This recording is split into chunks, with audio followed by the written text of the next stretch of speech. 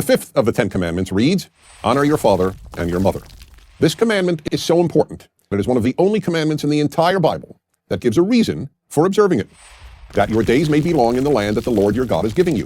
Many people read that part of the fifth commandment as a reward, but the fact remains that it is a reason.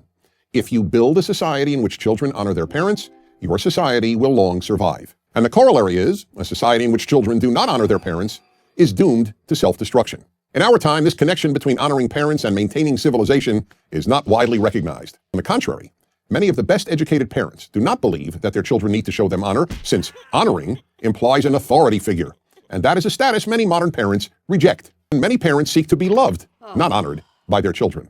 Yet neither the 10 Commandments nor the Bible elsewhere commands us to love our parents.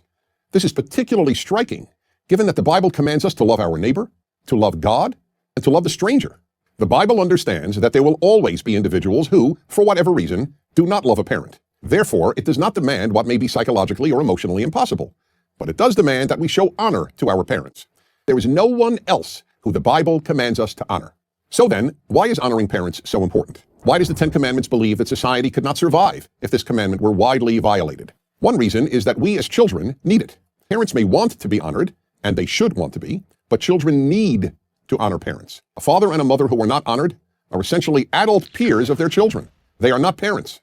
No generation knows better than ours the terrible consequences of growing up without a father. Fatherless boys are far more likely to grow up and commit violent crime, mistreat women, and act out against society in every other way. Girls who do not have a father to honor, and hopefully to love as well, are more likely to seek the wrong men and to be promiscuous at an early age. Honoring parents is how nearly all of us come to recognize that there is a moral authority above us to whom we are morally accountable. And without this, we cannot create or maintain a moral society. Of course, for the 10 Commandments, the ultimate moral authority is God, who is therefore higher than even our parents.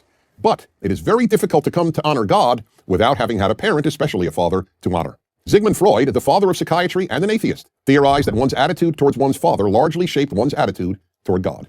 There's one more reason why honoring parents is fundamental to a good society. Honoring parents is the best antidote to totalitarianism. One of the first things totalitarian movements seek to do is to break the child-parent bond. A child's allegiance is shifted from parents to the state. Even in democratic societies, the larger the state becomes, the more it usurps the parental role. Finally, there are many ways to honor parents. The general rule is this: they get special treatment. Parents are unique, so they must be treated in a unique way. You don't talk to them in quite the same way you do anyone else.